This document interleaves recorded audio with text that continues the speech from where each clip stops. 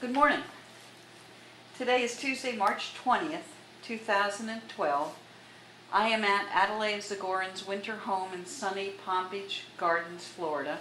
My name is Linda Cohen, and I am a member of the class of 1966. So, our first question of the day. What is your full name, first, middle, birth name, married name, if applicable? My name is Adelaide Shirley Marcus Zagoren, and I'm a member of the class of 1940. 1940. And why did you choose NJ? It was still NJC then, right? It was still NJC. And why did you choose NJC? I chose it not for a reason. I chose it because my father insisted that we had to go to school in New Brunswick since it was an A1 college in our own hometown. And I never even applied anyplace else. Most of the women in my family had gone here. And when you said we, why don't you just say why? It was my twin sister and I, and we both came together and stayed together throughout the college. Had you thought about going to a different college than your sister? Never. Okay. And had the two of you thought about going other places than Douglas? Even if you knew your father would end up there? At the end of the sophomore year, we decided maybe we were missing something by not living on campus. And for some reason, I don't know whether they didn't have this at that time. If you lived locally, you could come stay on campus or not. I'm not sure, but we didn't really consider trying to live at Douglas on the campus. And we decided to go down to see another college with my mother for our junior and senior years. The two of us did. And so we went to the University of Maryland, but the minute we got there, we knew we wanted to stay at Douglas College, and so we stayed there for the rest of the time. Did you receive a scholarship or other financial aid when you were a student? No, we did not. Okay. And you lived in New Brunswick, or what was home then? You lived at home. I lived at home. We lived in New Brunswick, and first we got my sister's car, little convertible car. That wasn't convertible. It was a little car with a back seat outside. I forget what they were called now. Rumble seat. Okay. And she had that while she was in college. She was class of 36, my sister Dorothy. And so we inherited her car, and we drove to campus every day. The next year, my father got us our own car, a little bigger one, and we took a couple of the women friends from New Brunswick who lived fairly close to us, and we would pick up the two of them on the way to school. And who did you pick up? Who were they? One was Leah Kinslinger, and the other one was Shirley Colber. And both of them moved away afterwards and married. Shirley was down in Kentucky, and Leah was someplace in New York State. And where did you live in New Brunswick that you couldn't walk to school? You definitely had a ride. We could walk to school. You could have walked. Yes, we could have walked, and we did sometimes. So what was your address? Where were you? We were 16 Stratford Place. It's right off of Livingston Avenue, about 3 blocks up from Sanford Street, which is where you would turn down to go down all the way to Nickel Avenue. Okay. And go to school that way. Mm-hmm. And so, any stories to share about your daily travels around New Brunswick to school? Any stories to tell? Right. During your daily travels. Well, it says to New Brunswick, but you were already there. It really wasn't much of a travel. But I used to park on Bishop Street, on the street in the back of chemistry and building in the back, which was, I don't know whether that was where the beehive was or not. Could have, I think that was in chemistry, but near the back building on Bishop Street. And did you use the beehive? But you lived so close that you probably Yes, didn't. no, we did, because we were called bees because all the commuters were called Right. bees then. Even then, And even when I was there. And our main headquarters was in the basement of, I believe it was chemistry building. And we had wonderful times there. In the cafeteria, where we had wonderful food, we ate with the faculty and staff, and all of us were permitted to eat there. And the food was cooked and served by the home economics students.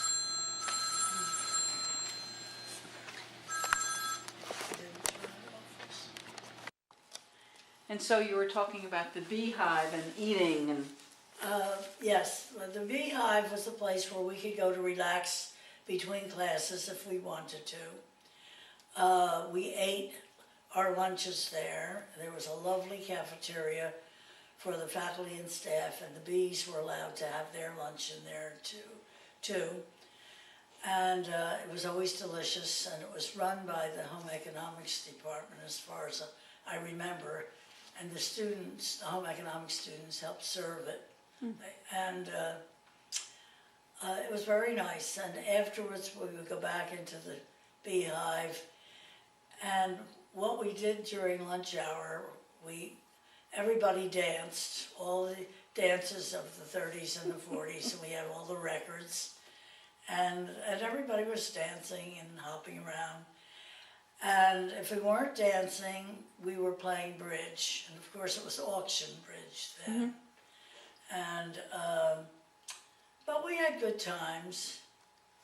Another remembrance about the beehive was they had a staff member who was like an advisor to the bees. And at one point during the year, she decided to give all of us a test on our reading skills before exams were coming up.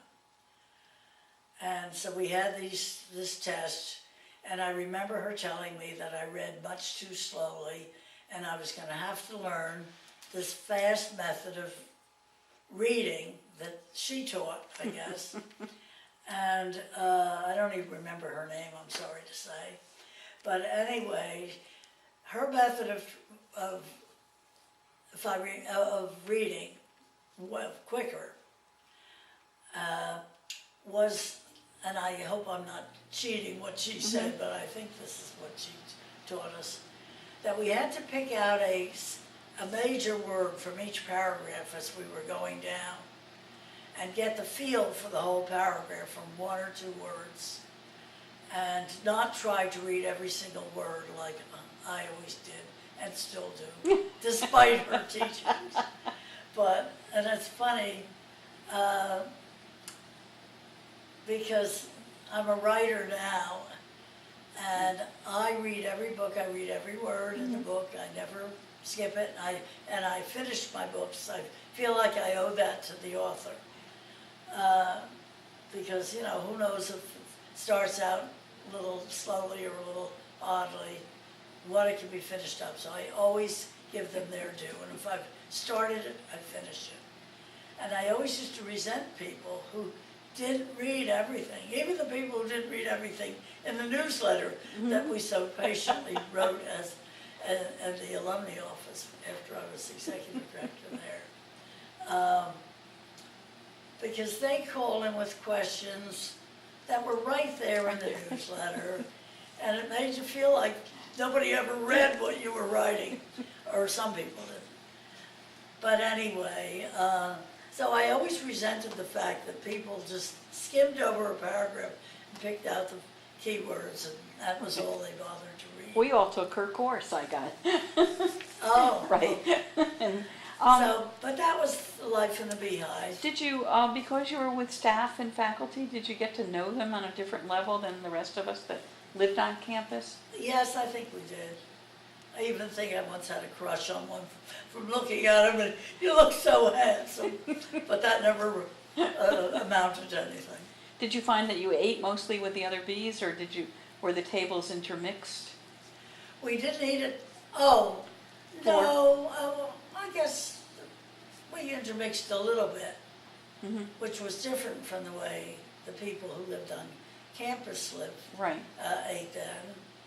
And if you'd like to hear about that, Yeah, because we didn't. What was it like? Because in those days, everyone ate in Cooper Dining Hall, which is now torn down, and there's a new one, which is basically a cafeteria. And now I'm not even sure they use that. But in the dining room, in Cooper Dining Hall, it was very formal. And in the winter, when we weren't allowed in late 30s and early 40s to wear slacks, pants, or shorts ever to school, we only were allowed to wear pants when it was very cold or snowy, then they would allow it. But every one of the girls who ate at Cooper had to have a Cooper skirt hanging downstairs in the basement, I guess, or on the way in. There was a room where everybody hung their Cooper skirts, and they had to change from their pants to their skirts when they went into the dining rooms. And every student was assigned to a table, and a waitress was assigned to that table. And that was the best job you could get on campus, being a waitress at Cooper Hall. And they all seemed to love it. And there were white tablecloths, and everybody had a napkin, and everybody had to bring a napkin ring. And they kept the napkin rings with the napkins in it, I presume for a week. I don't know how long it was that they kept them and used them. And that's how the waitresses set the table, and with all the appropriate silverware and plates and so forth and so on. Obviously, it was much more formal than it is today. But everybody still talks about their Cooper table and their waitress, and they all became best friends. But do you feel as a bee, did you miss out on that feeling? Because I'm looking at it from a point of view of a Cooper person, and you got to see faculty as people, and staff as people, as opposed to these gods that were standing up in front of the class. That's true. But I don't know. I never was envious of them who lived at school, because Ruth and I were very careful to choose our friends carefully. And they were mostly all the kids who lived at school, but there were some commuters that were part of our gang too, as it were. And but I had lots of friends at school, and then I worked for the campus news, which was the campus weekly. In fact, I think it was bi-weekly. I think we had a twice-a-week newspaper, and I was an assistant editor of that. What was it so called? I got to meet a lot of the people on campus too. And why did you decide to join the newspaper staff? Because I always did love writing, and that appealed to me. And later on,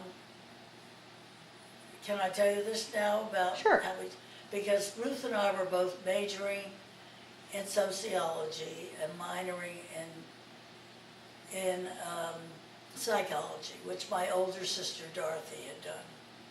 And then when she got out of school, she was working, it was an internship, I guess, at the Trenton State Home for Girls. Now, she used to write home all these gory stories about what happened to these girls and what they were doing and that sort of thing. And it sounded so fascinating that Ruth and I decided we would major and minor in the same thing and do that kind of good idea, work. So anyway, so that's why we were both majoring in social psych. We never had any real career things. We were just going to college because somehow in our family it was the thing to do after going to high school. But towards the end of our sophomore year, when you really have to pick a major, I don't know, it was one of the deans of Douglas College, the assistant dean or dean. I don't think she was, maybe she was the dean of students. But she sat us both down to talk to us about separating ourselves from each other. Really? Yeah, Wow. and trying to make new friends. And what she didn't know was that we both had lots of friends, but we didn't bother to argue with her. But she didn't really want us to both major in the same thing and continue along those lines. And she wanted us to consider one of us changing.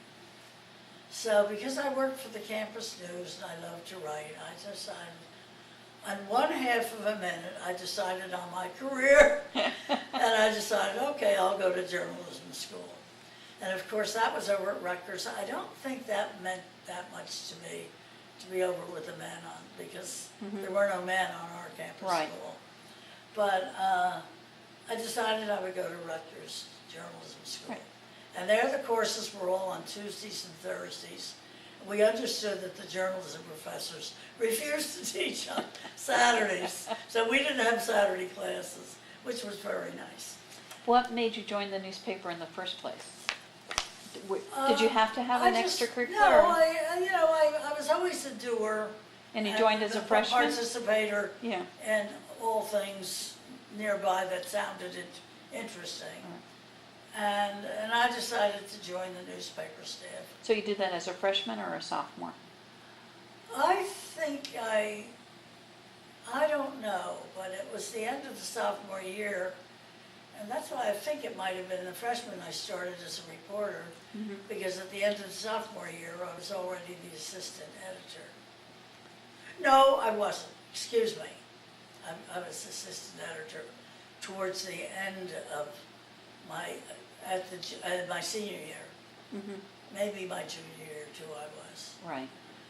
But at that point, it was during a time of crisis, if I can skip over to my senior year now. We had already, we were going through the Spanish Civil War, which was very controversial, between Governor Franco and the rebels.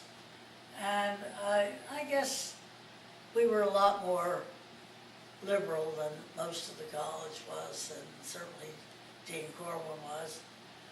And we were fiercely independent. And her rule was that when the editors were changing, and the staff was changing at the end of the year, that we had to have the new staff approved by her office. Oh. And the top editors, I wasn't involved in those decisions, but the top editors were really very adamant that they were choosing their own staff. No one was going to, criticize or stop us from having the staff that we wanted. So they announced the new staff in an issue of the paper. And Dean Corwin promptly shut down the newspaper. This was the end of the year, okay? So there's no more campus news. And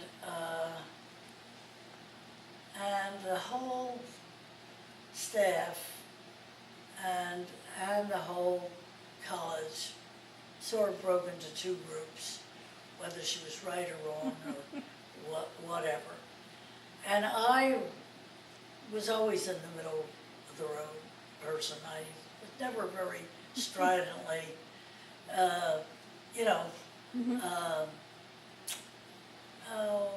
insistent on any one issue. I was always ready to talk things out.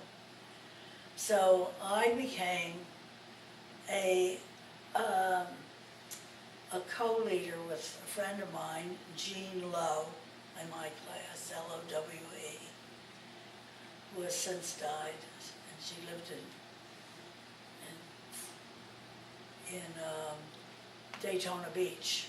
She was often a hostess for me after I became executive director, when we were starting to move around and bringing the dean down, or somebody of importance at the college, to meet with alumni. But George Schmidt, who was professor of history and political science, and eventually he and his wife became our honorary members of our class, which I know they don't have anymore. I don't remember when they stopped asking certain professors to become their honorary members. But he and his wife never, ever missed a reunion. They were wonderful. But he wrote this long story about our class, a poem.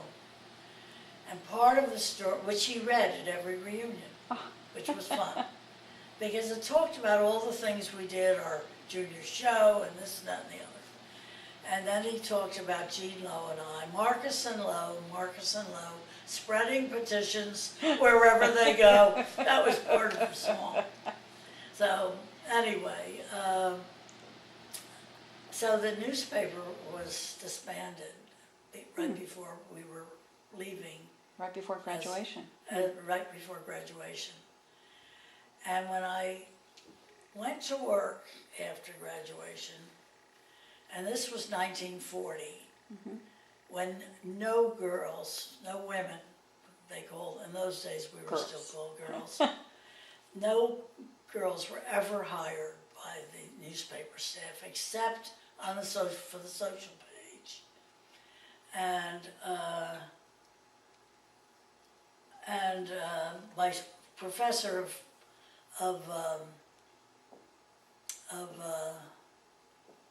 one of the journalism classes. Of journalism, one of them, lived right behind me. And so we knew him carefully. And I knew his wife, Viola Jennings, who was the society editor of the paper. And I worked with her for a couple of years because I was everybody's publicity chairman, you know, for public relations chairman. Every organization I belonged to, that was my job. Since you was knew a how to do journalism it. major. Yeah. And I did it. I was willing to do it and happy to do it.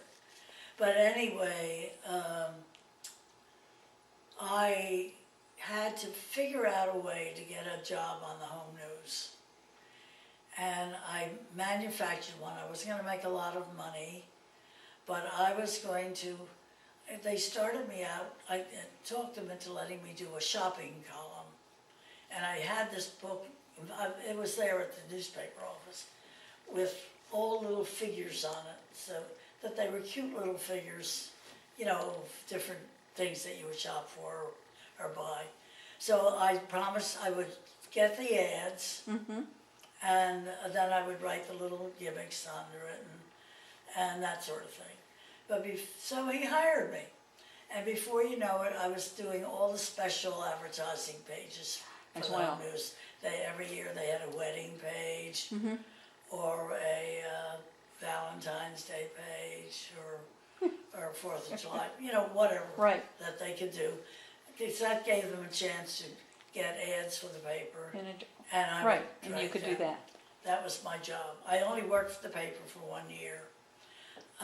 Well, let's go back to college, and we'll catch back up to that. Oh, okay. Unless you wanted to say something about that. It was about the campus news. So okay, that's what I should say. Yeah. So they decided that with no newspaper on the college campus, this was the next year already. Right, 41, yeah. That I would write a one-page campus news. Oh. For in the home news, and they would distribute it around the campus. Wow. So I did that. And Dean Corwin didn't say anything about that, or? No, but I mean, it was never controversial, because that's not the way I write.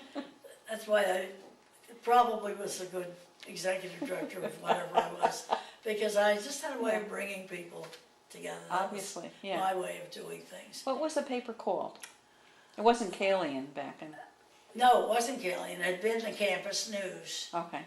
And I think we called it that in the home news. Okay. But at the end of the year, before the end of the next year, Kalian came into being. Oh. All right. So, You but were- I was leaving the newspaper anyway to get married.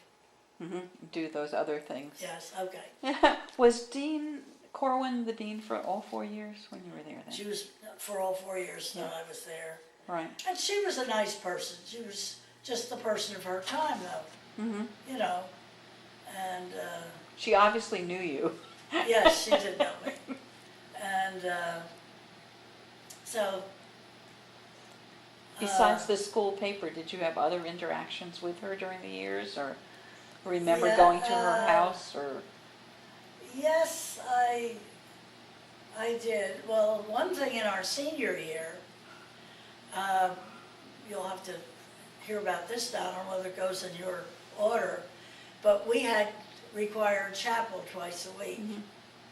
And I loved it. I know everybody now thinks, how could I love it? But I did. And one of them was sort of ecumenical, and always, and with a wonderful speaker from the community or from the national scene. She was able to get these, and the other one was sort of religious and spiritual, and she would read from the Bible. Dean Corwin? Dean Corwin. Really? Oh. Yes, and then she would bring in a speaker or a program that was sort of spiritual. Wasn't really religious, although she did read from the Bible. Short passages. Right. And then the second one was academical, and we would have important people from around the country and the state and the city, you know, come in to speak. And when we were seniors, she would invite about 10 of us to her home each Thursday, which was the ecumenical chapel meeting.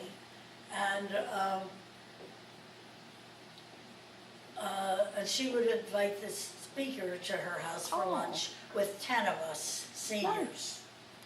Well, I had the best speaker of all, the whole year, and everybody was so envious when I got this invitation. But my speaker was Lillian Gilbreth. Oh, sure, I know her. It's Cheaper by the Dozen. So Cheaper by the Dozen. And she spoke and talked all about raising a family of 12 kids and what they did and what they didn't do. And I remember her telling the story about her husband, Frank. who required, Yeah. I'm not sure I remember his name, but anyway, he required, he made up a subject matter that they were going to speak about at dinner. And everybody was required to come to dinner, dressed fairly formally, which I really did at my house too. And did it when my children were growing up also. I didn't do the requirement of a special subject matter. He didn't want people just talking about, oh, Jimmy, you know, missed the ball at the bat, you know, or somebody didn't like something or other, or whatever. He picked the subject matter, and they all had to converse about that subject matter during dinner. And so it taught them a lot. It taught them to speak up and have opinions on things, and really have a family discussion on an important matter of whatever was there at the day. So that was fascinating. But she told fascinating stories about their lives. So I was so thrilled to be there, and everybody was so envious of me because I got to hear that speaker. I mean, all the speakers were good in their way, but she was very, very special. So anyway, so that was an interesting thing.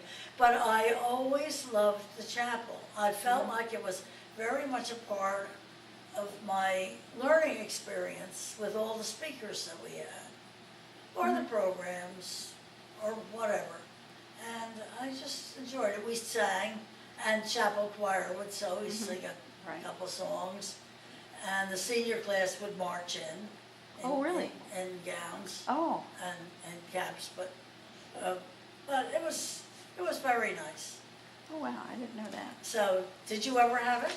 Oh, we had chapel, but it wasn't, we had like a a piece of paper and we had to check off, we had to go to so many of them. Oh, And they okay. were all economic. I think we had to go to Ecumenical as all opposed to of them. religious. And the one thing Yeah. good also about chapel Yeah. was the only time the entire school got together. Yes, yeah. You know, these days you can't even, it's very difficult Mm-hmm. to get everybody to come together for a special program Right. because everybody's on different schedules. Mhm. This way, those times were always free from classes. How did you, with so many classes at Rutgers, how did you make it back? Somehow I did. I Yeah. don't remember. I don't really remember how I did. Maybe the classes didn't start. Maybe it was early in the morning. Morning. I can't remember. All right. Sorry. Stop. Gotcha. The next question talks about your major and how you decided upon it. Oh, But it sounds like you enjoyed your major, so let's I talk loved about it. that. okay. I loved my major. There were only about 6 of us women, which I now call them. I called them girls when I was there. 6 from your class or 6 in the? 6 from my class were Mhm. there, but there were only juniors and seniors Right. there. So I guess there were about 12 of us all together, or maybe 15, I don't know. But the classes weren't that large. But we would publish the first page of the newspaper while we were there, Oh, okay? the Douglas Campus News No, or the Rutgers? no, we would just do one in the class. Oh, okay. It would be like a New Brunswick paper. Oh, okay. Okay? Because all of our assignments were out in New Brunswick. And I just remember, and although I was an advertising major and a editorial writing minor, Mhm. or an editing editor, I had reporting classes too. And I remember one year I was assigned to the court system in New Brunswick. And I had to go down to court and sit there, and a couple of us were there, I guess. But I would sit at this court case and have to write it up for the newspaper. And I do remember the one major court case I had to listen to and write up. It was really a little bit of a problem for me because these were family friends. They were sort of neighbors. Yeah, they would. Yeah, you knew people. They were being sued by the state, I think, for providing cement for the highways that they were building at that time that weren't strong enough in their cement. I mean, they proved that they didn't have enough of whatever was needed. The mixture wasn't. The mixture wasn't good. And so this was the court case I heard, and it was embarrassing for me because I knew the people in it, but I still sat and wrote it up. And so that was good. So they were real life experiences. Mhm. Someone had to go to the police station to write up whatever cases were being brought in there. Some went to City Hall to various meetings. But that was the one I remembered the most. I'm Yes. sure I had other Yes. things too. But then we would come back, we would go there in the mornings and then come back and write up our stories. And then some of the people were there who wrote the headlines, which are Mhm. not easy to Right. write either if you don't know how. And decide which stories get first place on the right-hand side, the top, and the second place stories, the left-hand side on the top. And what was worthy of a 2-column headline, Mm-hmm. of a strip headline all across the top, war was ended, something like that. It Right. had to be very important for that. And what pictures should be in there.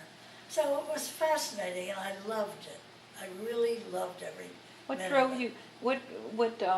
Why did you also kind of focus on advertising as opposed to 'Cause I other just- choices? I don't know, because I like that sort of thing too, and Actually, it proved very worthy of a background for my jobs that I had gotten, the positions. Right. Were always as executive director of something, first of the Girl Scouts in the county, then of the United Way, and then of alumni for 26 years for them.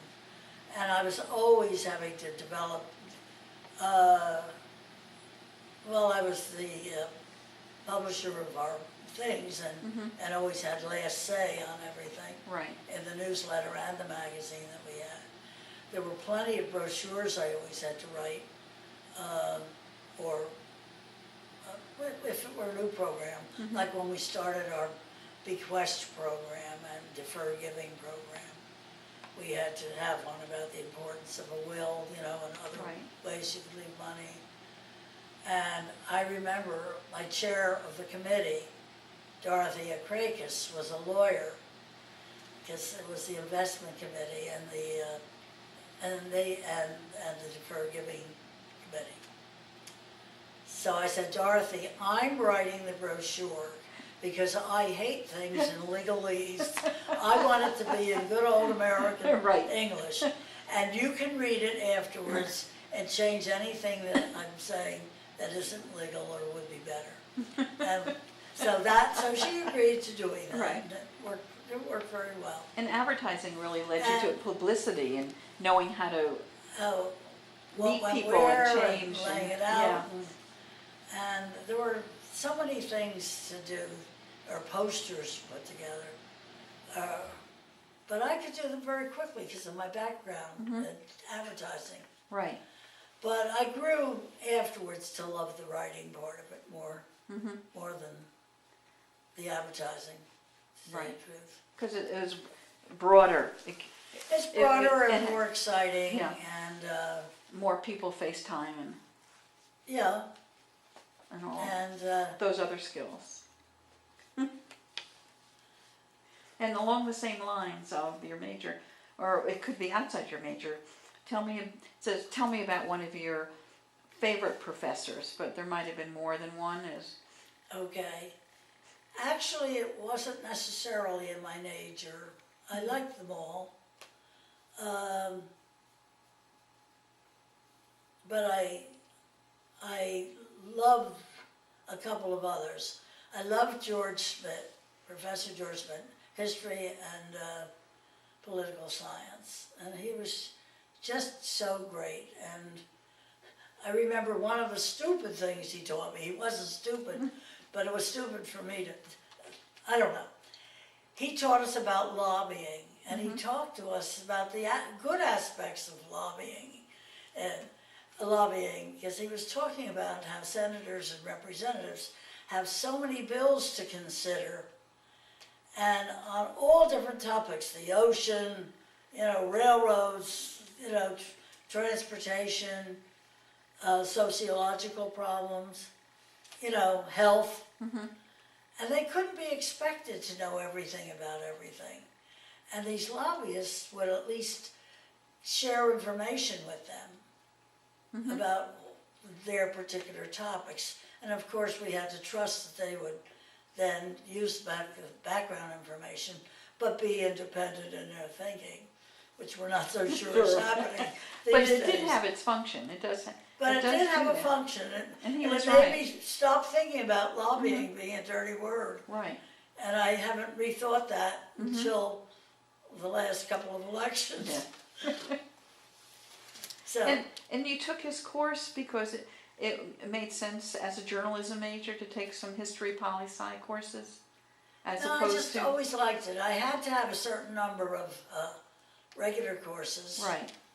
And one of the things maybe I regret only about journalism, having to be away 2 whole days, because classes were either Monday, Wednesday, Friday, or Tuesday, Thursday, Saturday. Right. So, but I missed a lot of the art appreciation and music appreciation, things like that I really would have liked to have had in my background. But I've picked up on it in other ways now in my life. So that part's okay. I also, and George Smith became, of course, our Class. class honorary member. Then there was another, Emily Hickman was there at the Dr. time, Hickman. and she was wonderful. And she made, helped us make sense out of, you know, the Civil War in Spain, which was really affecting our campus. Many demonstrations and, you know, conversations all over the place about that. And also she helped us make sense. Well, there was no